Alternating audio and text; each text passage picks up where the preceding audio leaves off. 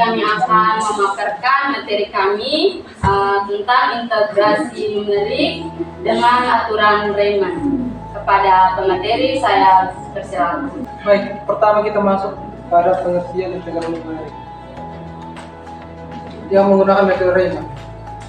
Metode integral Riemann dilakukan dengan membagi interval di bawah kurva suatu fungsi geometrik sebanyak m subinterval sama besar. Pada setiap subinterval dibentuk persegi panjang tinggi kurva. Pada setiap titik tengah panjang tersebut. Area setiap subinterval diperoleh dengan mengalihkan panjang dan lebar masing-masing persegi panjang. Jumlah masing-masing area tersebut digunakan untuk menaksir interval integral suatu fungsi dengan interval tertentu. Fungsi proses integrasi menggunakan metode titik tengah dapat dituliskan pada pertemuan 9.8. Baik, yang kedua pendekatan integrasi numerik. Satu, metode pendekatan persegi panjang. Yang pertama, luasan yang dibatasi Y sama dengan Fx dan sumbu X. Yang kedua, luasan dibagi menjadi N bagian pada range X sama dengan A kali B. Kemudian dihitung Li, luas setiap persegi panjang. Baik, pada gambar alur dari kurva yang kita lihat, kita dapat menghitung luas daerah yang berada di bawah kurva. Namun, seperti yang kita lihat, terdapat daerah yang perhitungannya melebihi kurva. Contohnya pada persegi panjang yang pertama, kedua, dan kelima. Terus ada juga daerah yang perhitungan luasnya di bawah kurva, yaitu pada persegi panjang ketiga dan keempat. Jadi nilai yang didapat tentu saja merupakan nilai yang mendekati nilai sebenarnya. Perhitungannya kita harus menghitung luas dari 5 buah persegi panjang ini lalu dijumlahkan, karena dari yang kita lihat 5 buah persegi panjang ini memiliki lebar yang sama tetapi memiliki panjang yang berbeda. Metode pendekatan persegi panjang dibagi menjadi 3 bagian.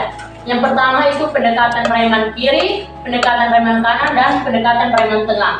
Di mana pendekatan Riemann kiri ini kita menggunakan 4 persegi panjang dengan garis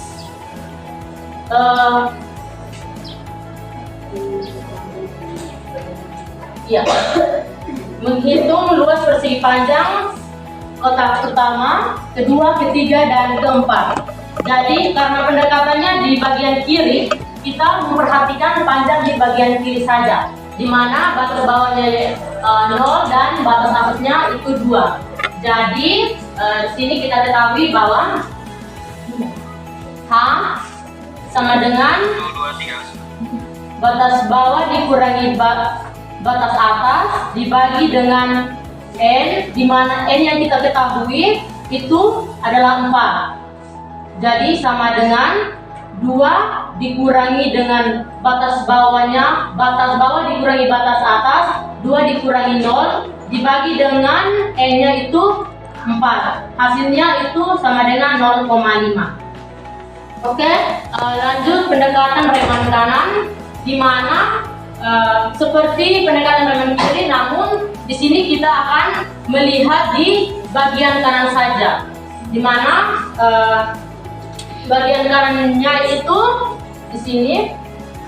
Yang ini pertama, pada pertama titiknya di sebelah kanan, yang kedua sebelah kanan yang ini, ketiga yang ini, keempat yang ini. Pendekatan Riemann tengah itu menghitung titik tengahnya, di mana di sini karena tidak kelihatan maka akan menggunakan garis putus-putus untuk menghubungkan. Jadi titik tengahnya itu kita hitung garis kiri kanan untuk menghitung titik tengahnya. Jadi garis kiri kanan itu dijumlahkan lalu dibagi 2. Oke, next. Baik, di sini rumus untuk mencari lebar dari kurva H sama dengan batas atas kurang batas bawah per N sama dengan 2 kurang 0 per 4 sama dengan 0,5. Yang kedua, rumus untuk mencari luas dari persegi panjang. Luas sama dengan delta X kali Y. Yang ketiga, rumus untuk mencari tinggi dari persegi panjang. Fx sama dengan X pangkat 2 tambah 2. Yang berikut adalah algoritma metode integral Riemann.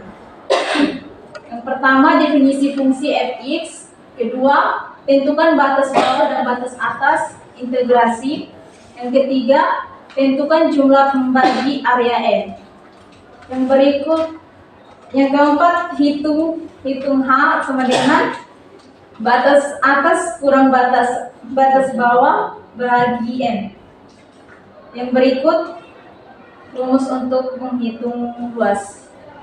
L sama dengan sigma H, K sama dengan 1, H kali Fxk.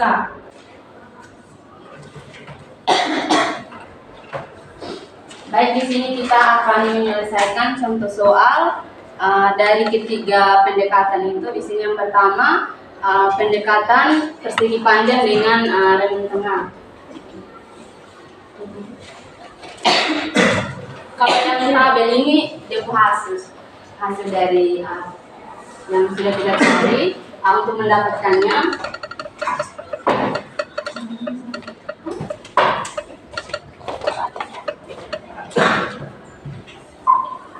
karena ini pendekatan rentang tengah, jadi dari alas pertama ini, alas pertamanya itu antara 0 sampai dengan 0,5. Karena rentang tengah, jadi yang mau kita hitung itu dia alas tengah antara 0 dengan 0,5. Jadi dia pas tengah-tengah di sini. Nah, untuk mengetahui dia punya alas ini rentang tengahnya itu dengan cara 0 tambah dengan 0,5 dibagi dengan 2, maka hasilnya 0,25.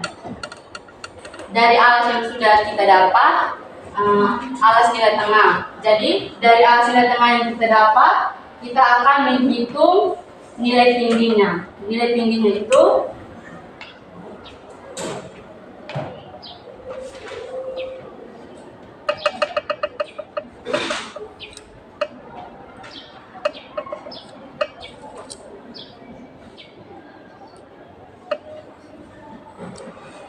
X sama dengan X yang ini artinya nilai alas tengah yang sudah kita dapat, yaitu yang 0,25. Kemudian kita menyelesaikannya dengan memasukkan rumus atau soal yang sudah kita ketahui, yaitu fx sama dengan x kuadrat ditambah dengan 2. Nah, x kuadrat di sini itu merupakan nilai dari dia punya alas tengahnya, sehingga alas tengahnya adalah 0,25, kemudian dikuadratkan baru ditambah dengan 2, maka hasilnya 2,0625. Ini yang di persegi panjang yang pertama. Yang persegi panjang kedua, ketiga, dan keempat juga itu cara sama, yaitu dari persegi panjang yang kedua dari 0,5 sampai dengan 1. Itu cara untuk menghitung nilai alas tengahnya, yaitu 0,5 ditambah dengan 1 baru dibagi dengan 2, sehingga hasilnya 0,75. Untuk nilai tengah juga sama, tinggal kita ganti yang ini dengan nilai alas kedua dari persegi panjang kedua. Bagaimana, mengerti? Mengerti. Oke, lanjut. Baik, di sini saya akan menjelaskan tentang cara penyelesaian menggunakan metode pendekatan Riemann-Curie. Jadi, di sini kita akan mencari hasil yang berada di persegi panjang bagian kiri. Jadi kita menghitung dari sini.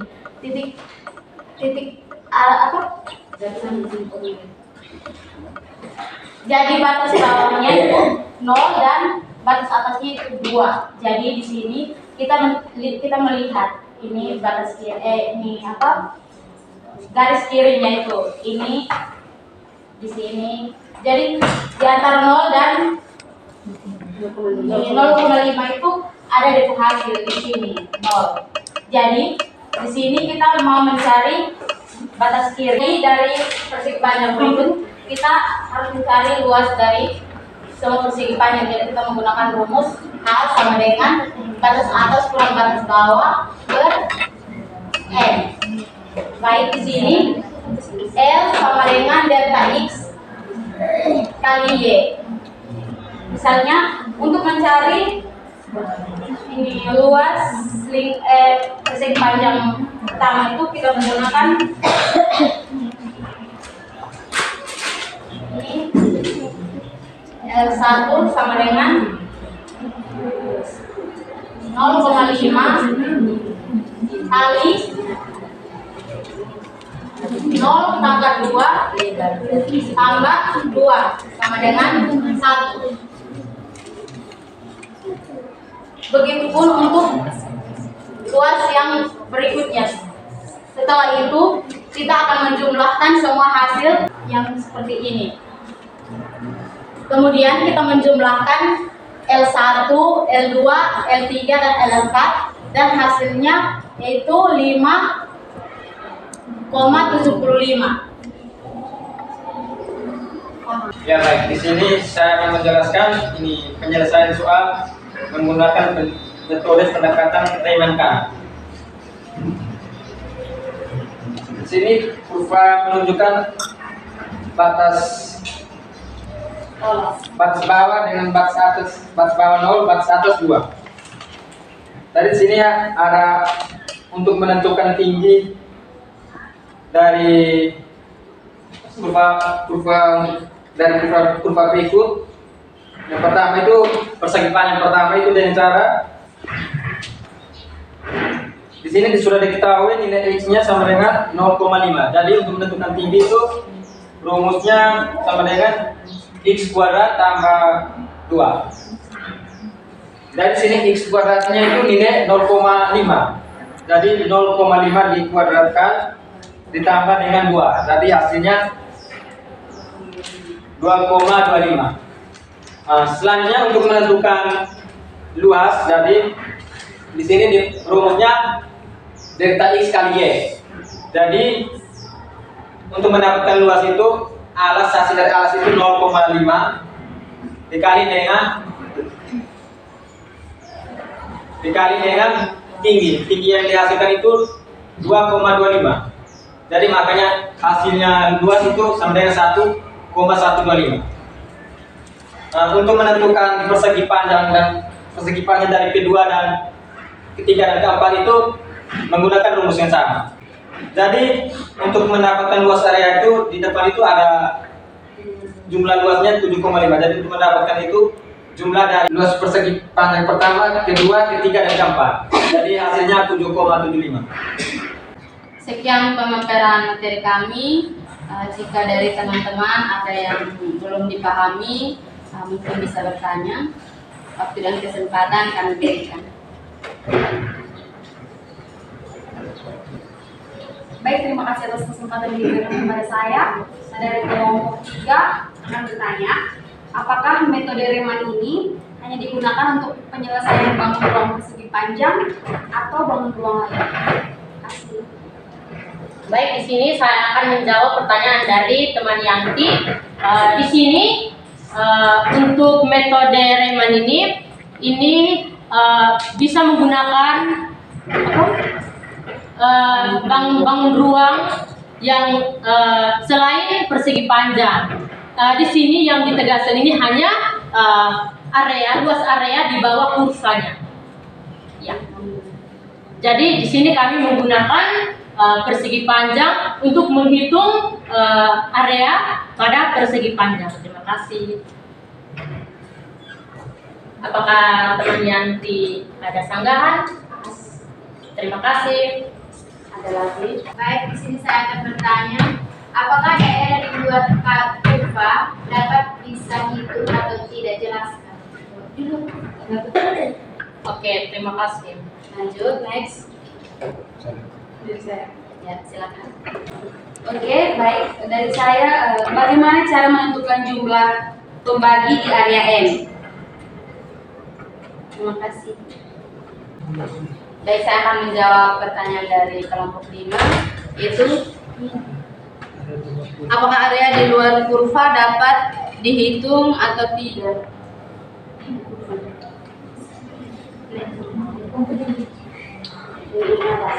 Di sini ya, makanya di atas kurva begitu. Tidak bisa, kenapa? Karena yang di sini kami tegaskan bahwa di soal itu yang mau dihitung itu di bawah kurva. Kenapa? Karena dari kurva ini dia ditentukan dari batas ini, batas bawah dengan batas atas. Ini kalau mau cari di atasnya kan dia buka sendiri kan tidak ada. Nah, kita mau tentukan dia punya batas atas, batas bawah dengan nilai lebarnya bagaimana kalau di atas, sehingga di sini kami menyelesaikannya di bawah kurva. Terima kasih. Pas. Oke, baik. Pertanyaan terakhir itu cara menentukan pembagian area N.